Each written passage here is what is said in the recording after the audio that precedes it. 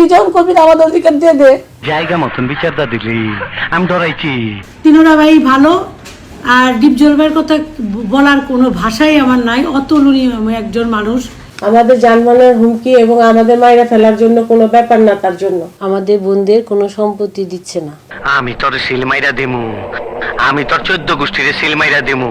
সম্প্রতি ঢাকাই সিনেমার জনপ্রিয় খলনায়ক মনোয়ার হোসেন ডিপজলের বিরুদ্ধে তার বোনদের পৈতৃক সম্পত্তি থেকে বঞ্চিত করার অভিযোগ উঠেছে, যা ইতিমধ্যে দেশের বিভিন্ন গণমাধ্যমে প্রিন্ট ও ভিডিও আকারে প্রকাশিত হয়েছে।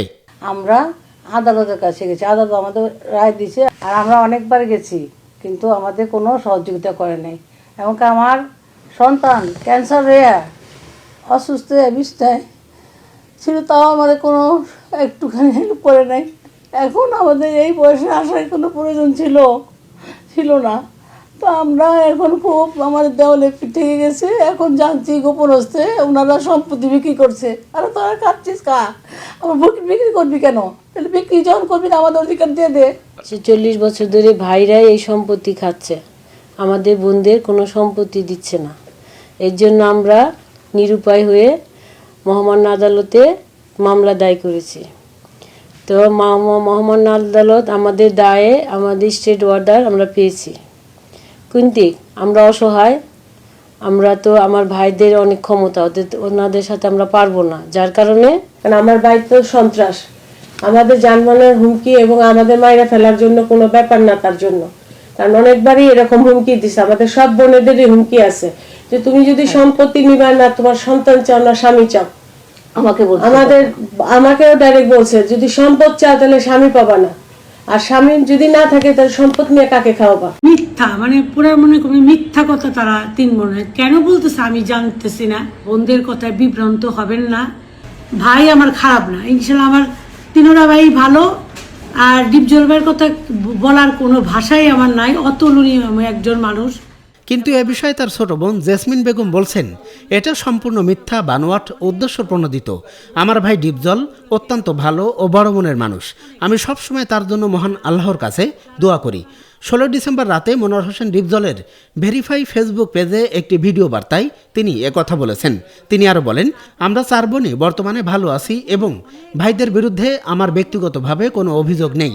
কেন যে আমার বড় বোনগুলো মিডিয়ার সামনে চরম মিথ্যাচার করছে তা আমার বোধগম্য নয়। যাক, মহান আল্লাহর কাছে দোয়া করি তাদের যেন সুবুদ্ধি হয়। আমি সবার ছোট বোন, আমরা 7 ভাই বোনের ভিতরে সবচেয়ে ছোট হলো আমি, জেসমিন আলু। সম্পত্তির ব্যাপারে যেটা আমার বোনরা বলতেছে সেটা আমার মা আমাদের কাছে লিখে নিছে।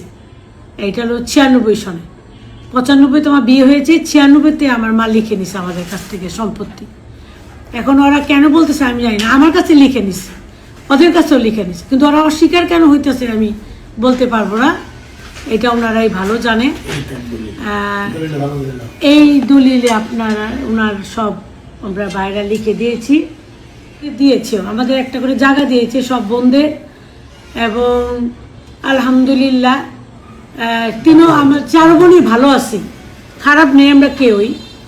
আলহামদুলিল্লাহ 4 বোনের অবস্থা ভালো আছে, আলহামদুলিল্লাহ সবাই আমরা ভালো আছি। বিগত আমার বোনরা যা যা বলতেছে, 3 বোন সবগুলোই হয়তো বা কারো প্রবঞ্চনায় পড়ে এগুলো বলতেছে। আমার ভাই আমাদের আলহামদুলিল্লাহ অনেক সবসময় দেখবার করছে এবং কোনো সময় কোনো দিক দিয়ে আমরা গেলে কোনো কিছুতে আমাদের না বলে নেই কখনো। ওনার সাধ্যমতো যতটুকু পারছে উনি আমাদের করছে। আর আমার মার কথা যেটা বলছে আমার বোনরা, অ্যাকচুয়ালি আমার মাকে এইভাবে তারা কোনো 3 ভাই রাখে নাই।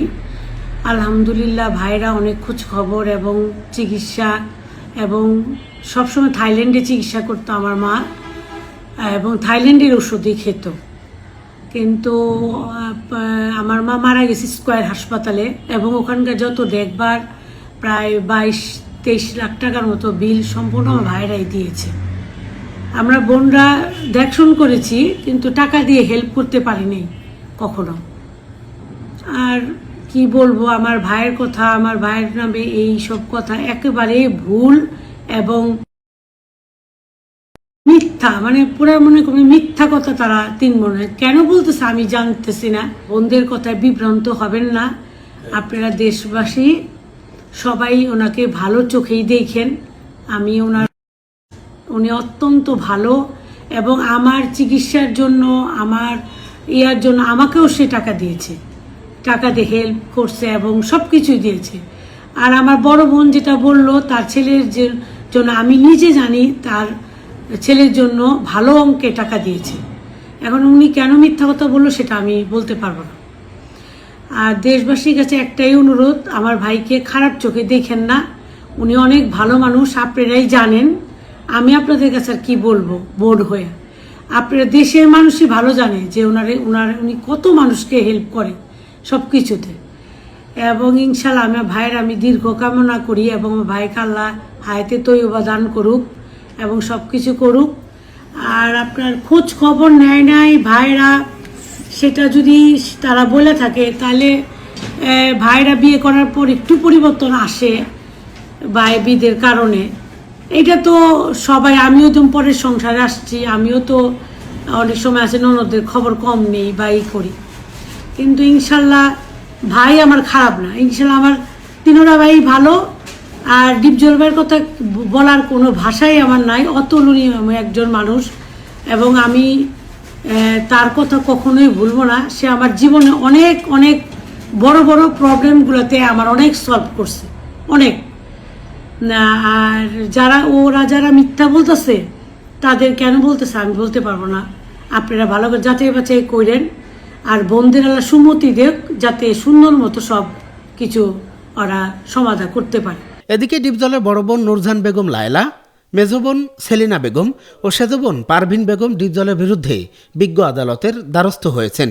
এ নিয়ে ডিপজল তার ফেসবুকে লিখেছেন, সম্প্রতি আমার কিছু বোন আমাকে নিয়ে যে মিথ্যা অপবাদ ছড়িয়ে দিয়েছে তার বিষয়ে আমি আপনাদের সামনে কিছু বাস্তবতা তুলে ধরতে চাই। আমাদের বড় ভাই ইন্তেকাল করেছেন, এখন আমরা দুই ভাই বেঁচে আছি। আমি এককভাবে সবসময় আমার বোনদের খোঁজ খবর রেখেছি, আমার ছেলে মেয়েরাও তাদের পাশে ছিল। অথচ মিডিয়াতে এসে বলা হচ্ছে আমাদের মা মারা যাওয়ার পর আমরা নাকি বোনদের কোনো খোঁজ খবর রাখিনি। আমার বোনদের আমি সবসময় সম্মান, ভালোবাসা ও সাধ্যমতো সহযোগিতা করে এসেছি, এ কথা আমার এলাকার মানুষ ও আশপাশের পরিচিত সবাই জানেন। আমি পর্দায় অভিনয় করি ঠিকই, বাস্তব জীবনে নয়। যদি জানতাম কোনোদিন বাস্তব জীবনে এমন অভিনয়ের সম্মুখীন হতে হবে তাহলে হয়তো প্রতিটি কাজের প্রমাণ রেখে দিতাম। পরিশেষে শুধু এটুকুই বলতে চাই, এই দুনিয়াতে কেউ চিরদিন বেঁচে থাকবো না, তাই আল্লাহকে ভয় করে মিডিয়ায় কাদা ছোড়াছুড়ি বন্ধ করে ভাই বোনদের পবিত্র সম্পর্ক বজায় রেখে বাকি জীবনটা শান্তিতে কাটাতে চাই। সকলে আমার ও আমার পরিবারের জন্য দোয়া করবেন। আসসালামু আলাইকুম। চ্যানেলটি সাবস্ক্রাইব করে সাথে থাকার জন্য অসংখ্য ধন্যবাদ।